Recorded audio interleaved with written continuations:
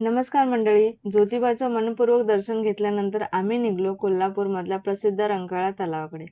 आम्ही सकाळच्या वेळेत रंकाळ्यावर पोहोचलो होतो. त्यामुळे तिथलं वातावरण खूप शांत, थंडगार आणि अगदी प्रसन्न वाटत होतं. तिथे थोडा वेळ फिरलो, पण तिथले काही फूड स्टॉल नुसतेच ओपन झाले होते. त्यामुळे जास्त वेळ न थांबता आम्ही पुढे निघालो. पुढे गेल्यानंतर आम्हाला गणेश दाबेली फूड कॉर्नर दिसलं. मग काय आम्ही लगेच तिथे थांबलो.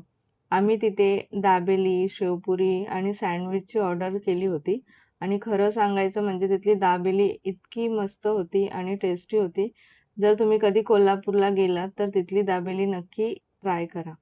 सो खूप असा नाश्ता केला आम्ही. सँडविच, शेवपुरी आणि दाबेली आणि नंतर चहा. खूप छान होता नाश्ता. सो त्यानंतर आम्ही पुढच्या प्रवासाला निघालो.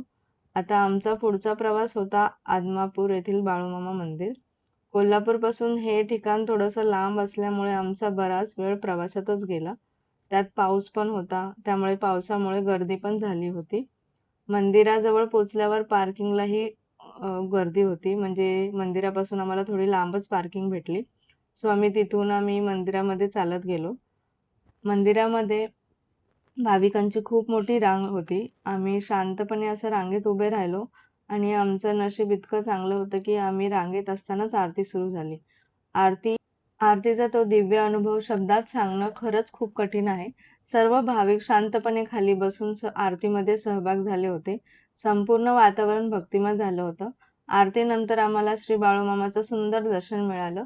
मनापासून प्रार्थना केली आणि त्यांच्या आशीर्वादानेच अगदी मन शांत आणि प्रसन्न झालं. आम्ही पाहिलं की अनेक भाविक तिथे मुक्कामासाठी पण आले होते. मंदिराचा सगळा परिसर सकारात्मक ऊर्जेने जाणवत होता. दर्शन झाल्यानंतर आम्ही जेवण करून पुढच्या प्रवासाला निघालो. असा होता आमचा कोल्हापूरचा आणखीन एक सुंदर दिवस. तिकडे आम्हाला रात्र झाली होती, त्याच्यामुळे आम्ही पुढच्या प्रवासाला काय-काय पाहिलं आणि पुढे कुठे गेलो हे पुढच्या ब्लॉगमध्ये नक्की सांगेल. सो व्हिडिओ आवडला असेल तर लाईक करा, शेअर करा. थँक